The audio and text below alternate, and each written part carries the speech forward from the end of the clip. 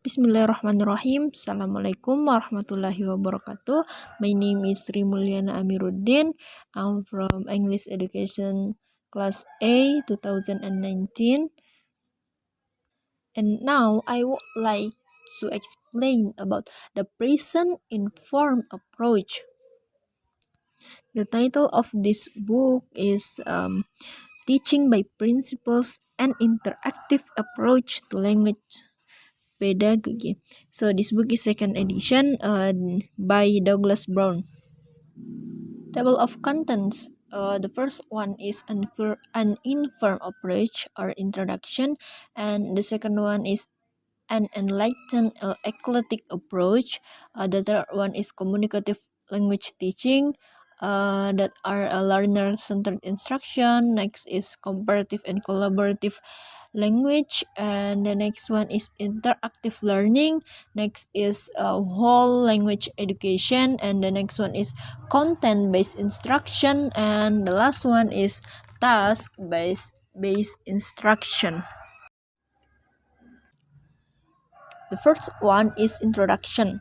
In recent days, we need an approach to language teaching and designing effective tasks and techniques informed by that approach. Method as a unified cohesive finite set of design features is now only minor attention. The profession has at last reached the point of maturity where we recognize that the diversity of language learners in multiple worldwide contexts demand an eclectic blend of tasks, each tailored for a particular group of learners in a particular place, and also stating for a particular purposes in a given amount of time. However, Noonan in 1991 realized that there never was and probably never will be a method for all, and the focus in recent years has been on the development of classroom tasks and activities which are consonant with what we know about second language acquisition and which are also in keeping with the dynamics of the classroom itself. Next slide is an enlightened eclectic approach. Enlightened eclectic teacher in terms of several possible methodological options at your disposal for tailoring classes to particular contexts. The interaction between your approach and your classroom practice is the key to dynamic teaching. The best teachers always take a few calculated risks in the classroom, trying new activities here and there. The inspiration for such innovation comes from the approach level, but the feedback that these teachers gather from actual implementation approach is guided by a number of factors. The first one is your own experience as a learner in classroom. The second one is whatever teaching experience you may already have had. And the next one is classroom observation you have made. And the last one is books you have read and previous courses in the field. Next one is communicative language teaching.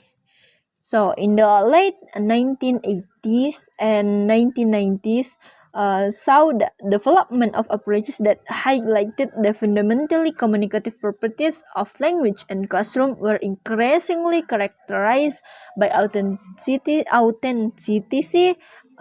real-world simulation, and meaningful tasks.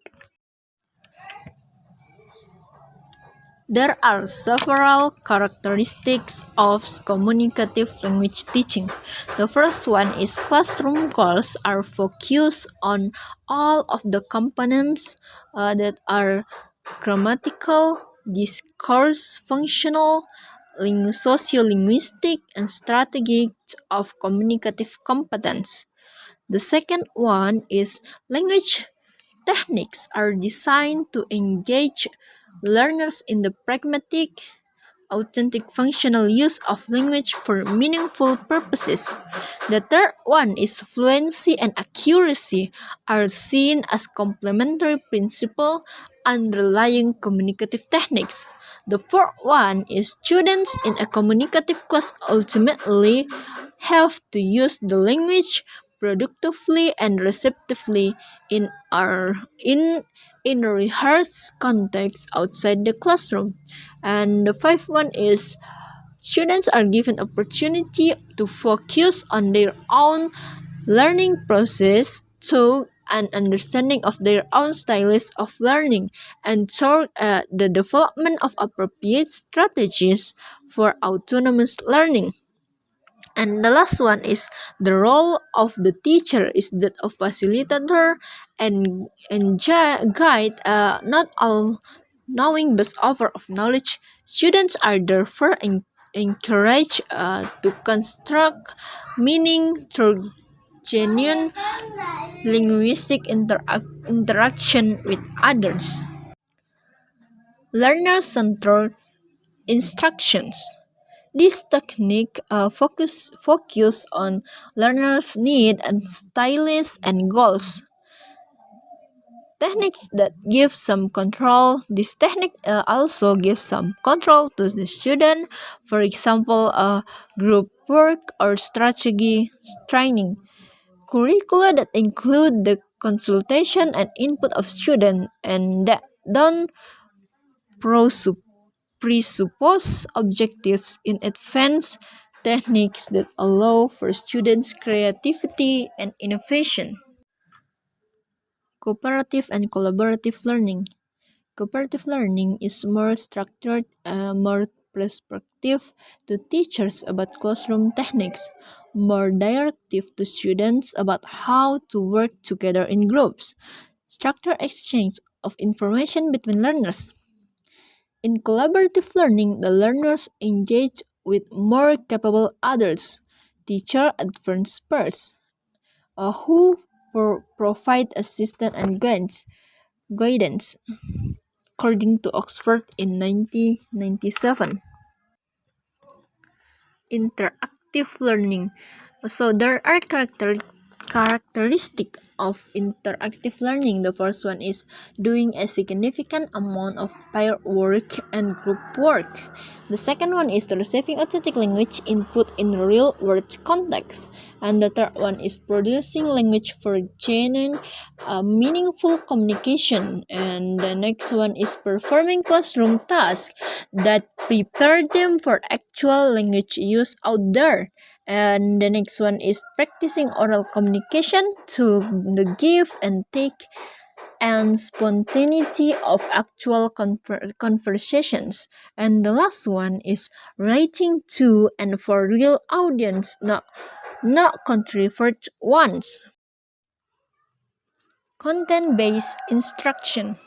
So content-based instruction, according to Brinton, Snow, and Westje in 1989, is the integration of content learning with language teaching aims. More specifically, it refers to the concurrent study of language and subject matter with the form and sequence of language presentation dictated by content material. Such an approach constructs sharply with many practice in which language skills are taught virtually in isolation from substantive content. When language becomes the medium to convey informational content of interest and relevance to the learner, then learners are pointed toward matters of instructing concern. Language takes in its appropriate role as vehicle for accomplishing a set of content goals. Whole language education. Adelsky in 1995 note that whole concept language is not a receipt and it's not an activity that you schedule into your lesson. It's an educational way of life. It helps people to build meaningful connections between everyday learning and school learning. It's appropriate then that we use the term carefully so that it doesn't become just another buzzword for teachers and materials developers. The last one is task-based instruction. According to Peter Hans in 1998, concept of task seems to capture the essentials. He defines task as an activity in which meaning is primary. And the next is there is some communication problem to solve. The next is there is some sort of relationship to comparable real world. And the last one is task completion has some priority and the assessment of their task is in terms of outcome. And this is the end of the slide. I think that's all for my explanation. I hope it my explanation is will be useful, and assalamualaikum warahmatullahi wabarakatuh.